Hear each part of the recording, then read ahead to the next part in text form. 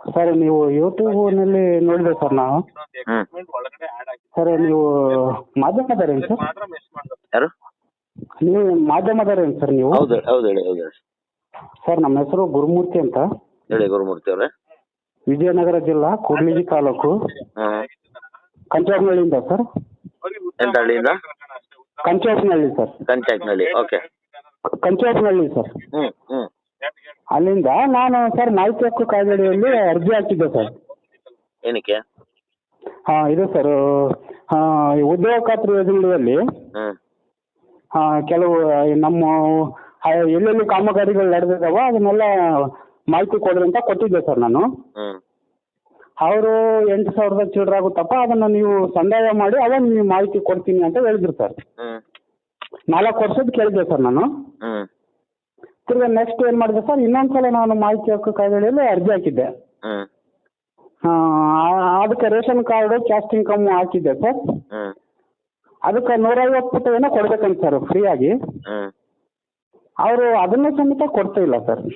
ಹ್ಮ್ ಕೆಲವು ನಮಗೆ ನೋಡಿದ್ರೆ ಸರ್, ಈ ಕೆಲವು ಆ ಗ್ರಾಮ ಪಂಚಾಯತಿಯಲ್ಲಿ ಭ್ರಷ್ಟಾಚಾರ ನಡೆದೈತೆ ಅಂತ ಅನಿಸ್ತದೆ ಸರ್. ಹ್ಮ್ ಅದಕ್ಕೋಸ್ಕರ ನಾನು ನಿಮಗೆ ಒಂದು ಕಾಲ್ ಮಾಡಿದೆ ಸರ್.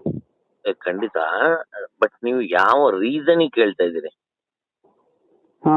ಇವಾಗ ನೀವು ಒಂದು ದಾಖಲಾತಿ ಕೇಳ್ತಾ ಇದ್ದೀರಾ ಅಲ್ವಾ? ಹೌದು ಹೌದು ಸರ್. ಆ ದಾಖಲಾತಿ ನಿಮ್ಗೆ ಯಾಕೆ ಬೇಕು? ಇವು ಅಂದ್ರೆ ಭ್ರಷ್ಟಾಚಾರ ತಡೆಯೋದಿಕ್ಕ ಅಥವಾ ಭ್ರಷ್ಟಾಚಾರಿಗಳನ್ನ ಪ್ರಪಂಚಕ್ಕೆ ತೋರ್ಸೋದಕ್ಕ ಅಥವಾ ನಿಮ್ಮ ವೈಯಕ್ತಿಕ ಲಾಭಕ್ಕ? ಏನಕ್ಕೆ ಅದು? ಸರ್ ಭ್ರಷ್ಟಾಚಾರ ತಡೆಯೋದಕ್ಕೆ ಸರ್. ಸರಿ, ನಿಮ್ಮ ಹತ್ರ ಭ್ರಷ್ಟಾಚಾರ ಆಗಿದೆ ಅನ್ನೋದಕ್ಕೆ ದಾಖಲಾತಿ ಇದೆಯಾ? ಸರ್ ನಾವು ಕೇಳಿದ್ರೆ ಕೊಡ್ತಾ ಇಲ್ಲ ಸರ್. ಇಲ್ಲ ಇಲ್ಲ ಖಂಡಿತ. ನಾನೇನ್ ಹೇಳ್ತಾ ಇದ್ದೀನಿ ಅರ್ಥ ಮಾಡ್ಕೊಳ್ಳಿ. ಇವಾಗ ನಿಮಗೆ ಭ್ರಷ್ಟಾಚಾರ ನಡೆದಿದೆ ನಿಮ್ಮ ಪಂಚಾಯತಿ ವ್ಯಾಪ್ತಿಯಲ್ಲಿ ಅನ್ನೋದು ನಿಮ್ಮ ಅನುಮಾನ, ಹೌದಾ? ಹೌದು ಸರ್. ಓಕೆ. ಇವಾಗ ನೀವು ಏನ್ ಮಾಡ್ಬೇಕು ಅಂದ್ರೆ ಅಂತ ವಿಚಾರದಲ್ಲಿ ನಿಮಗೆ ಭ್ರಷ್ಟಾಚಾರ ಎಷ್ಟಾಗಿದೆ, ಎಲ್ಲಾಗಿದೆ, ಯಾರು ಮಾಡಿದಾರೆ ಅನ್ನೋದನ್ನ ದಾಖಲಾತಿಗಳು ನೀವು ಫಸ್ಟ್ ತಗೋಬೇಕು, ಆಯ್ತಾ? ಅದನ್ನ ತಗೊಂಡ ಮೇಲೆ ನೀವು ಇವಾಗ ನೋಡಿ, ಅವರು ನಿಮಗೆ 4 ವರ್ಷದ ಕೇಳಿದಾಗ ಅಷ್ಟು ದಾಖಲಾತಿಗಳಿದ್ದಾಗ ಅದಕ್ಕೆ ದುಡ್ಡು ಕಟ್ಬೇಕಾಗತ್ತೆ, 10,400 ರೂಪಾಯಿ. ಅದೇ ಸರ್. ಹಂಗಾಗಿ ಅದನ್ನ ಕಟ್ಟಿಸ್ಕೊಂಡು ನಿಮ್ ದಾಖಲಾತಿಗಳು ಕೊಡ್ತಾರೆ, ಕೊಡಲ್ಲ ಅಂತಲ್ಲ. ಬಟ್ ನೀವು 10,400 ರೂಪಾಯಿ ದಾಖಲಾತಿಗಳನ್ನ ನೀವು ತಗೊಂಡ್ರೆ ಖಂಡಿತವಾಗ್ಲೂ ಬರೆದು ಇಟ್ಕೊಳ್ಳಿ ನಿಮ್ಮ ಕೈಲಿ. ಅದನ್ನ ಏನ್ ತಪ್ಪಾಗಿದೆ ಅಂತ ಹುಡ್ಕೋದಕ್ಕೆ ಬೇಕು ನಿಮ್ಗೆ 5 ವರ್ಷ.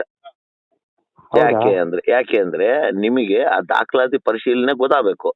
ಎಷ್ಟಕ್ಕೆ ಟೆಂಡರ್ ಆಗಿತ್ತು, ಎಷ್ಟು ವರ್ಕ್ ಆಗಿದೆ, ಎಷ್ಟು ವರ್ಕ್ ಆಗಿಲ್ಲ, ಇಲ್ಲಿ ಮಾಡಿರೋ ಕ್ವಾಲಿಟಿ ವರ್ಕ್ ಏನು, ನೀವೇನ್ ಕೆಲಸ ಮಾಡೋದು ಸರ್? ನಾವು ನಿರುದ್ಯೋಗಿ ಸರ್.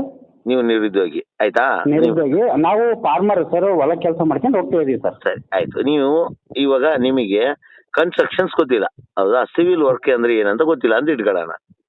ಹೌದು ಸರ್. ಅಲ್ಲಿ ಎಷ್ಟು ಮೂಟೆ ಸಿಮೆಂಟ್ ಹಾಕಿದ್ರು, ಎಷ್ಟು ಮೂಟೆ ಜಲ್ಲೆ ಹಾಕಿದ್ರು, ಏನ್ ಮಾಡಿದ್ರು, ಕೆಳಗಡೆ ಏನ್ ಹಾಕಿದಾರೆ, ಮಣ್ಣು ಹೊಡೆದಿದಾರ, ಡಂಬಸ್ ಹೊಡೆದಿದಾರ, ಏನ್ ಮಾಡಿದಾರೆ ಅಂತ ನೀವ್ ಹೆಂಗ್ ಕಂಡು ಹಿಡಿತೀರಿ?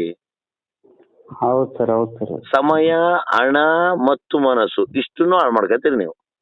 ಹೌದು ಸರ್. ಹೌದು ಸರ್. ಇಲ್ಲ ಅಂದ್ರೆ ನೀವು ಅದನ್ನ ತೆಗಿಲೇಬೇಕು ಅಂದ್ರೆ ತಗೊಂಡು ಸಂಬಂಧಪಟ್ಟಂತವ್ರನ್ನ ಅಥವಾ ನಿಮ್ಗೆ ಸಿವಿಲ್ ಇಂಜಿನಿಯರ್ ಯಾರು ಪರಿಚಯ ಇದ್ರೆ, ಹಣ ಬಾಣ ಇಲ್ಲಿ ಇಂಥದ್ದೊಂದು ನಡೆದಿದೆ, ಇದನ್ನ ನೋಡೋಣ ಅಂತ ಹೇಳ್ಬಿಟ್ಟು ಕರ್ಕೊಂಡೋಗಿ ಕೂರ್ಸ್ಕೊಂಡು ನೀವು ಅದನ್ನ ಪರಿಷ್ಕರಣೆ ಮಾಡಿ ದಯವಿಟ್ಟು ಆ ಒಂದು ಭ್ರಷ್ಟಾಚಾರ ನಡೆದಿದ್ರೆ ದಯವಿಟ್ಟು ಪ್ರಪಂಚಕ್ಕೆ ತೋರಿಸಿ, ತಪ್ಪೇನಿಲ್ಲ.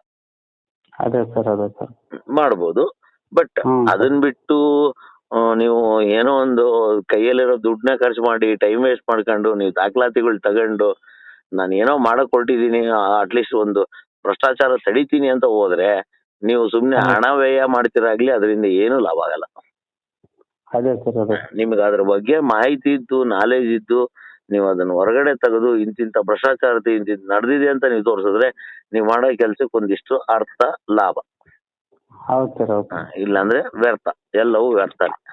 ಅದೇ ಸರ್. ಅದೇ ಸರ್. ದಯವಿಟ್ಟು ಹಂಗಿದ್ರೆ ಮಾಡಿ. ಇಲ್ಲ ಅಂದ್ರೆ ಪಾಪ ಏನೋ ಕೆಲಸ ಮಾಡ್ತಾ ಇದ್ದಾರೆ ರೈತರಾಗಿ ಮಾಡಿ. ಇವತ್ತಿನ ಭ್ರಷ್ಟಾಚಾರಿಗಳನ್ನ ಹಿಡಿಯೋದಕ್ಕೆ ಲೋಕಾಯುಕ್ತರ ಕೈಲೇ ಆಗ್ತಾ ಇಲ್ಲ ಪಾಪ, ನೀವೇನ್ ಮಾಡಕ್ಕಾಗತ್ತೆ? ಅಲ್ಲ ಕರೆಕ್ಟ್ ಸರ್, ಆ ಮಾತೇನು ಅಲ್ಲ, ಅವರೇ ಹೈರಾಣ ಆಗ್ಬಿಟ್ಟಿದಾರೆ ಲೋಕಾಯುಕ್ತರು. ಹೌದೌದು. ಪೊಲೀಸರು ಇವತ್ತು ಪೊಲೀಸರೇ ಭ್ರಷ್ಟಾಚಾರ ಹೆಂಗ್ ಮಾಡೋದು, ಕಳ್ತನ ಹೆಂಗ್ ಮಾಡೋದು, ಕೋಟಿಗಳು ಹೆಂಗ್ ಹೊಡಿಯೋದು ಅಂತ ಪ್ಲಾನ್ ಮಾಡಿ ದುಡ್ಡುಗಳು ಟ್ರಂಕ್ಗಳೇ ಕದೀತಾ ಇದಾರೆ. ಹೌದು ಸರ್. ಇನ್ ಯಾರನ್ನ ತಡಿತೀರಿ, ಯಾರನ್ನ ಹಿಡಿತೀರಿ? ಸಾಧ್ಯ ಇಲ್ಲ ಸರ್, ಸಾಧ್ಯ ಇಲ್ಲದ ಮಾತಿದು. ಅಲ್ಲ ಸಾಧ್ಯ ಇಲ್ಲ ಅಂತಲ್ಲ, ಬೇಲಿ ಹೌದು ಸರ್. ಬೇಲಿ ಎದ್ದು ಹೊಲ ಮೇಯ್ತೈತೆ ಅಷ್ಟೇ, ಇನ್ನೇನಿಲ್ಲ. ಹೌದು ಸರ್ ನೀವು ಹೇಳೋದು ಕರೆಕ್ಟ್ ಸರ್. ಹಂಗಾಗಿ ಹಾ, ಆರಾಮಾಗಿ ಹ್ಞೂ ನಿಮ್ದು ಸರ್. ಏನೋ ಒಂದ್ ಕೆಲಸ ಮಾಡ್ತಾ ಇದ್ರ ಮಾಡಿ, ಮನ್ಸ್ ಕೆಡ್ಸ್ಕೊಳಕ್ ಹೋಗ್ಬೇಡಿ. ಪಾಪ ನಿಮ್ದು ಆಯ್ತು. ಜೀವನ ಇರುತ್ತೆ, ಹೆಂಡತಿ ಮಕ್ಳು ಇರ್ತವೆ, ಎಲ್ಲ ಆಯ್ತು ಸಣ್ಣ ಸರ್. ಪುಟ್ಟ ಜಮೀನ್ ಇದ್ದವರು ಮಾಡಿ, ಹೌದು ಸರ್. ಒಳ್ಳೇದಾಗ್ಲಿ. Okay sir thank thank you you sir. Sir, thank you.